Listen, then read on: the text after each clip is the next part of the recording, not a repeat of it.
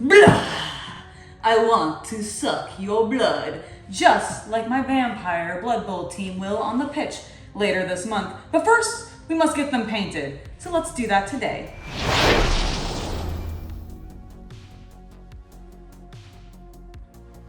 I'm not gonna lie, I love the fangs. Now, the whole reason that we're here today is because I was invited to a Blood Bowl tournament that is going to be happening later this month over on the Hobby Collab channel. And I have the perfect team amongst my collection that I think I'm going to take there.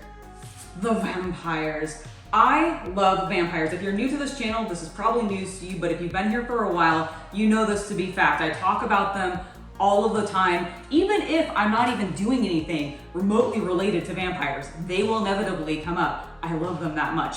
And this particular Blood Bowl team is perfect. They have a classic, beautiful black, red, and white Dracula vibe to them, and we're going to be sticking with that. So we are going to be doing kind of box art style painting here. But first, we need to get our miniatures primed up in some Wraithbone spray paint. So let's go ahead and do that before we get painting on my vampire thrower.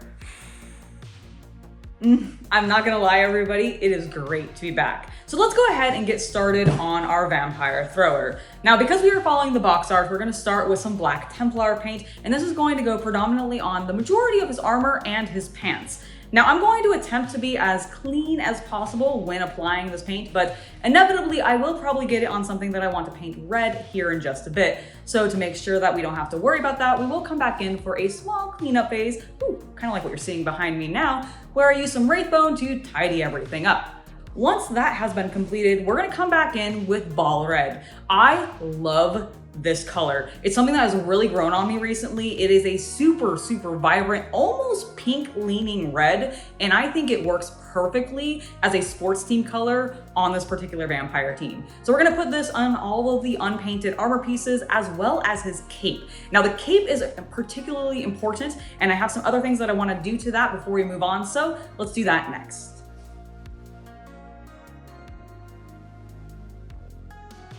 Now, if you've been watching my channel since I've moved, you've probably seen me working on my Thrall linemen for this same team.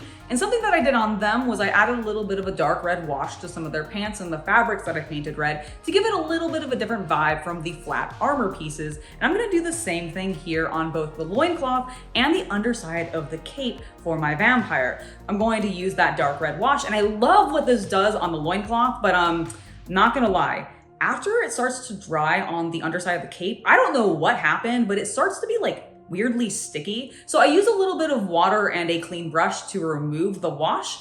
And then I go back in with an opaque mix of a red and a black to create a dark red and apply that as the color tone instead on the underside of the cape. This works so much better and gives me the look that I'm going for, because I really just wanted a very crisp, clean color tone.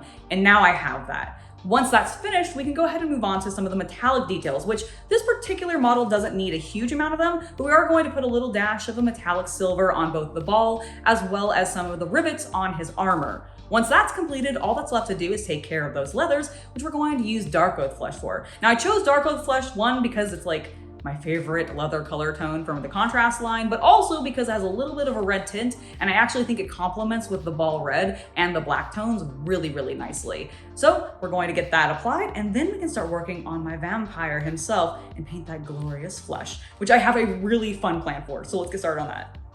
Hey guys, I'm just jumping into the video to remind you to hit that subscribe button if you're enjoying the content that you find here.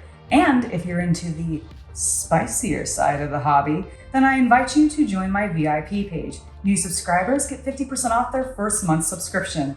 I hope to see you there. Now, let's go ahead and get back to the video. Seriously, the fangs are super comfortable. I think I could just keep wearing them. Maybe I will finally turn into a vampire myself. Speaking of the vampire, we need to focus on our boy. And for this, as I was opening and unpacking all of my paints from my move, I was reorganizing everything, and I actually found an amazing color tone that I'm going to be using today. It's Vampiric Mist, and this is a very, very pale blue-gray color tone that I'm going to use as the base coat for my vampire. Once that's down, I'm going to come back in with Apothecary White from the contrast line and apply this to continue to enhance that blue color tone and let that color settle into his gaunt cheeks and his gnarly fingers. And then once that's finished, we're gonna come back in with that same vampiric mist and do a nice little highlight on all the most raised edges, like his nose, his fingers, just to pull that paleness right back out. And I have to say, this is probably one of my favorite faces that I painted, especially when it comes to vampires. And I've painted a lot of undead creatures. He just looks so good. I'm so glad I found this color tone amongst my collection as I was unpacking. Now, we have a couple of other light color tones to work with. So next we're going to focus on his big, puffy, billowy white shirt. We're going to be using the new Fanatics white color tone from the Army Painter, which I just like to use because it takes like 2 coats and I get a super even coating. It's so nice. I really do like the Fanatics line. So once that's on there and that white's dried, we're gonna come back in with Soul Blight Gravelord Gray, which is a like beautiful, really pale gray, almost whitish wash. And I love what this does to the shirt because it gives it just this very subtle linen worn look. Once that's completed, we can move on to the final details, and there's really not much more for us to do before we move on to the base.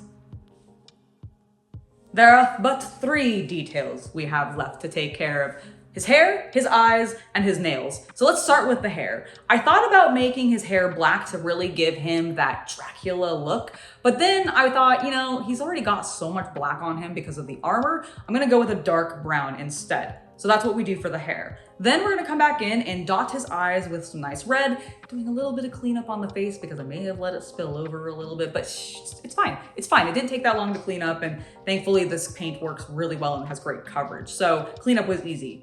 The last thing that I need to take care of is I wanted to paint his nails black after Chaos Cultist suggested it, because I had originally painted them white to kind of just blend in with his hands, but it was just blending in too much, and I think the black was the correct choice.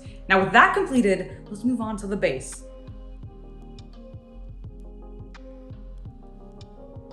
I am incredibly happy with how my vampire has turned out, and now it is time for us to get him on a base.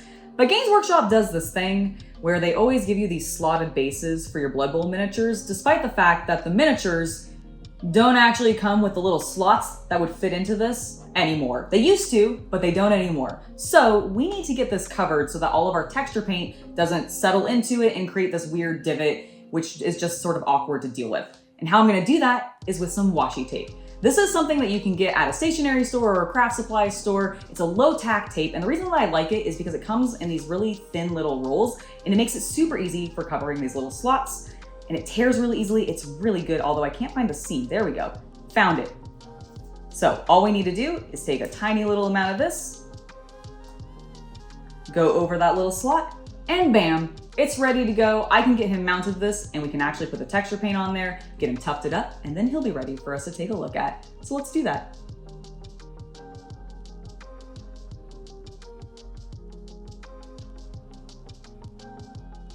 Base. Okay, I'm jiving because I'm excited because we're nearly finished, and I really want to show you the completed model because I love how the vampire looks. I mean, I've already technically said that. So we use the washi tape to go ahead and get the base covered. Now we're going to apply a texture paint to that base, specifically Sterling Mud. We're going to give that about an hour to dry because I find that's just a good length of time to let this stuff really settle and harden to the appropriate amount.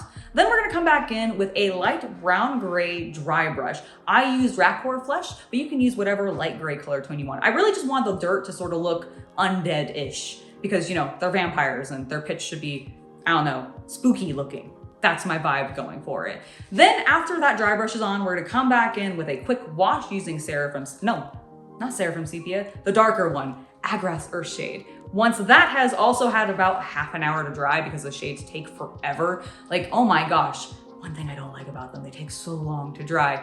We can come back in, do one final dry brush using the exact same color tone, and then it's just tufting them, which of course I decided to go with 4 different tufts this time. I really wanted to make this sort of hodgepodge look for the grasses that were on the pitch, making them look like they were definitely being maintained. They still wanted them to be there because the pitches often have them, but that they were still kind of dying and decaying because, I mean, they're vampires and not a lot lives in Sylvania. Oh well, oops. Then the last thing to take care of is rimming that base with a little bit of black paint, and we can finally look at my vampire thriller. And here he is. my beautiful vampire thrower. And frankly, I just love the way that this team is turning out. Like, you're probably seeing him spinning behind me with some of the linemen, and it's just going to look amazing. I haven't even seen it yet myself, but I just know it's going to look so cool because frankly, the models themselves are already super cool. It's one of the reasons I love Blood Bowl so much, is they just go all out and kind of get to be goofy and fun with the designs where they don't otherwise get to, and by they I mean the GW designers. Oh my gosh, it's just such a brilliant game, and I can't wait to participate in the tournament that I'll be participating in over on the Hobby Collab channel. Please go make sure to check that out once it starts going live. I'm sure I will be sharing that with you the closer that we get to it and letting you know exactly when I will be live. But I'm gonna kick Meg's butt, and my vampire team is gonna take me to victory, and it's gonna be so amazing. I loved getting back into doing these tutorials. Please let me know what you thought of this. Obviously, it's our first tutorial since we moved, so I don't know, I'm feeling a little bit rusty. I'm a little bit nervous. I've been nervous this entire thing, but I really am so excited to be back at it and just making content. So thank you guys so much for being here with me, and a special thank you to not only my patrons, but also my YouTube members for your support. We would not be doing this without you, so thank you very, very much. In the meantime, I have been Angela, and I hope you have a wonderful hobby night.